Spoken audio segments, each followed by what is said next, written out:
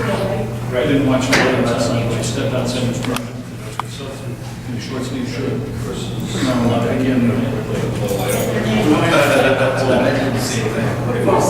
I said, no, shorts and five. Yeah, they don't. Yeah. No, they said that they would be willing to help do a demo. To do contact with the department. Oh, yeah, right. You still have it. That's where you're at. Yes. Anybody else? The Village of Hainesville regular board meeting will now come to order on Tuesday, April 10th, 2012 at 7:03 p.m. If everybody would please rise and join me, I'll lead us in the Pledge of Allegiance. I pledge allegiance to the flag of the United States of America and to the republic for which it stands, one nation, under God, indivisible, with liberty and justice for all. Roll call. Mayor Linda Soto. Present. Trustees Dernoski. Here. Priest. Here. Duberstein. Here. Barrett. Here. Daly. Here. And Washington absent right now. Gary is running a little late. He's at his grandson's ball game. We expect him here shortly. So, with that, we'll move on to approval of tonight's agenda. If I can have a motion for approval. Second. Roll call. Trustees Dernoski. Aye. Priest. Aye. Duberstein. Barrett. Aye. And Daly. Aye. Motion carried. Okay, before we move to public comments, number one, I'd like to ask anybody that would like to address the board, make sure that you've completed the form in the back and submitted it to Kathy Metzler, the clerk. We don't have any? Okay. Before we go to that opportunity, though, I would like to make a few brief announcements. One, which I believe most of you would be well aware of due to the intense coverage by the media in regarding the Grays Lake Police Chief.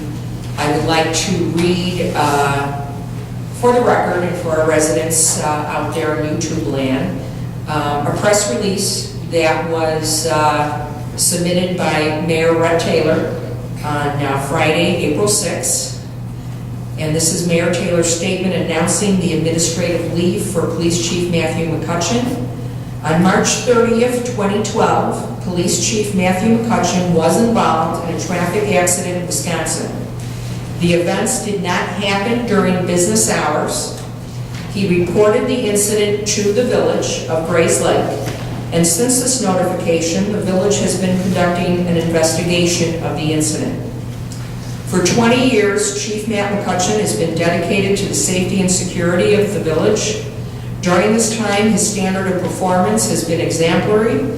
The reports of the events of March 30th, 2012 are inconsistent with his service to and history with the village, its community organizations, and civic groups.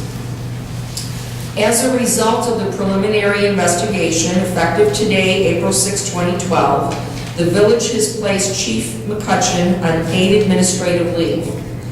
This leave will allow the chief to focus on the pending legal proceedings. It will also ensure that these legal proceedings do not become a distraction to the day-to-day operations of the police department and do not affect the safety and security of Grays Lake and our neighbors in Hainesville. The village is seeking an acting chief to assume management duties for the police department. The village will be meeting immediately with possible candidates who are available. This action will provide the village and its police force with a chief who will be able to focus full-time on providing for the safety and security of Grays Lake and Hainesville. Grays Lake Police Department is nationally accredited, and only about 3% of police departments nationwide hold such an accreditation. All the men and women of the force are highly trained and certified individuals. The police department policies and procedures are well established and effective in ensuring a high level of operating standards. As normal, in the immediate term, the police department's command staff and field supervisors will manage their shifts as part of the day-to-day police operations until the village selects an acting chief. As always, the department will be supported by the village management team. The village board has full confidence in the force and their abilities, which have been displayed this week as they have been professionally and seamlessly performing their jobs during this difficult period. As indicated earlier in the week, if the allegations are correct, this would constitute unacceptable conduct for the individual who serves as the Grays Lake Police Chief.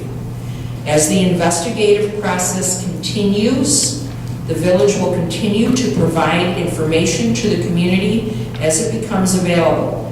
Information will be posted on the village website and provided through normal channels. So that's the current status of the situation.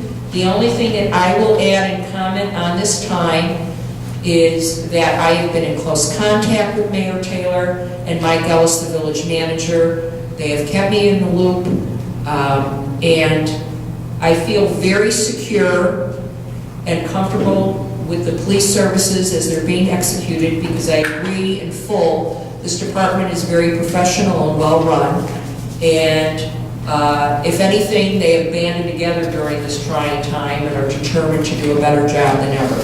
So as news comes up and press releases are made available, the Hainesville residents will be informed in a timely manner. Moving into other announcements, briefly want to touch on, at the last meeting, there was a couple issues we kind of ran away from us and we kind of got on a tangent and went in circles. One was the issue of a generator and whether we had truly budgeted for a generator, one generator, two generators, or was it only going to come by the grant? And so there was some confusion, and I was kind of caught off guard, and of course we were short our chair of finance, we were short our public works superintendent, and they would have been helped to shed some light on things. However, the bottom line is this. There is an appropriation and a budgeted line item for the generator, for one generator, so it is there. That being said, though, both generators, okay. That being said, though, it was stated by the Finance Committee that we would not be pursuing those or purchasing those unless we got the grant. So anytime you're going to pursue a grant and think there's a chance you're going to get some money through a grant, you have to appropriate still for that income, and you have to appropriate for that, or budget for that expenditure. So that being said, if this board determines or has changed their feelings that, hey, if we don't get the grant, that's something that is a requirement, at least for the Village Hall building, because we want it used as a warming center or an emergency operations center, all kinds of reasons, then the board could vote to take that action because it is in the appropriation and budget, and we could either say we're going to cut back in other areas, or we can see what the water tower project indeed ends up costing us. So just for the record, wanted to give that information.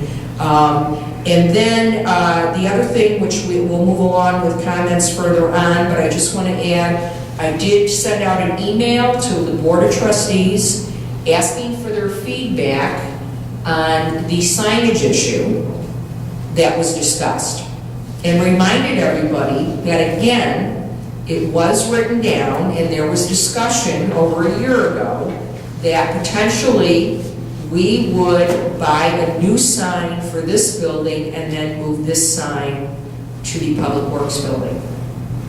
If the sentiment of the board is that, given our finances or other needs, that that's not money well spent at this time, that's fine. I took action based what was in writing and was in the budget, and the budget year was coming to a close. That was in the plan, so I proceeded to follow the plan and get pricing for signage. So, correct me if I'm wrong during the meeting, but the majority I've heard back from, not all, is most are in favor of not getting the new sign, and let's spend a small amount at this time for signage on the Public Works building, because it does need to have signage. Pursue with the other work in the budget for the asphalt and minor landscaping, and leave it at that for now.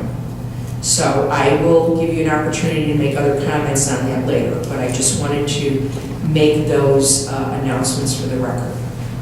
Now I'd like to move on to a very pleasant announcement. I mentioned previously that we have an employee who has been with the Village of Hainesville 15 years, and that is Kelly Hensley, our treasurer. We did not make a big to-do at the last board meeting because we were short 2 trustees and Jeff, our public works superintendent, and we wanted everybody in full attendance because we are very grateful and want to give Kelly full recognition for the service she has provided. She has endured a lot in 15 years. She started at that little village hall building back when it was still flooding and all kinds of other things happening, and things weren't all on the computer, and oh my gosh, I can't even... Quill pens, wasn't it? Yeah, it was quill pens. Yeah. So Kelly has really come a long way and been very much in the modernization and increasing the efficiency of the village. So at this time, I would like to ask Kelly to step forward. I'm getting all emotional. We have a token we'd like to present you of recognition of your 15 years. And I was excited. So show them up front.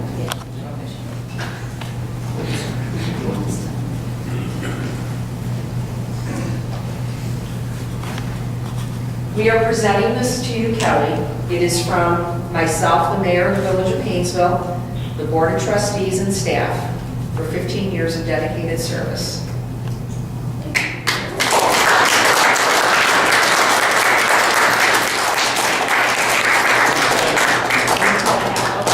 Yes, absolutely. The card. Did we budget for that? You didn't get your trustee papers. I'm telling you, the biggest challenge is... So you do it on your own. Very sweet. Bravo. New set of pens. Quill pens. Laser pointer.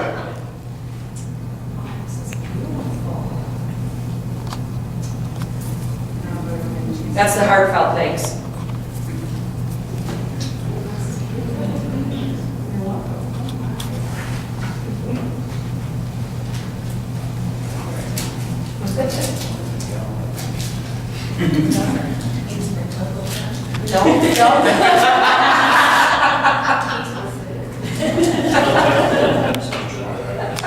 Take a race.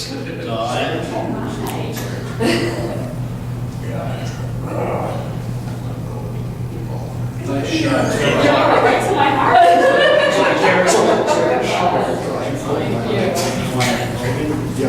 See, it's worth sticking around 15 years.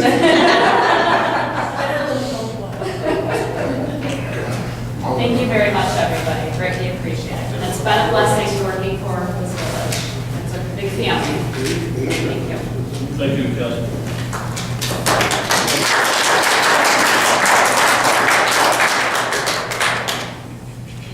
When Kelly gets back to her mic, she'll make a brief speech. No.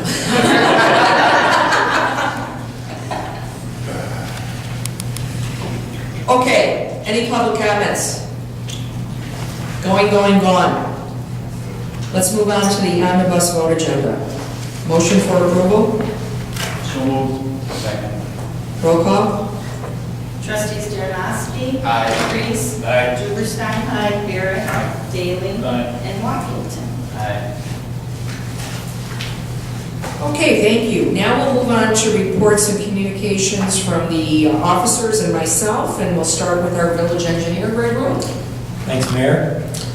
As far as the motor fuel tax project is concerned, the Misty Hill resurfacing, we actually did get approval from IDOT from our plans, and we set a schedule with them to go out to bid in May, award at the June board meeting, and then start construction right after 4th of July. So that's the schedule for that project. This is for the Misty Hill resurfacing project. Oh, The road resurfacing? I just didn't realize. As far as the IAP loan program, the Route 120 water main extension, that's underway. They completed one of the augers underneath Route 120. They've also made a connection over at the Prairie View School. Other than that, we hope to get this thing finished up, hopefully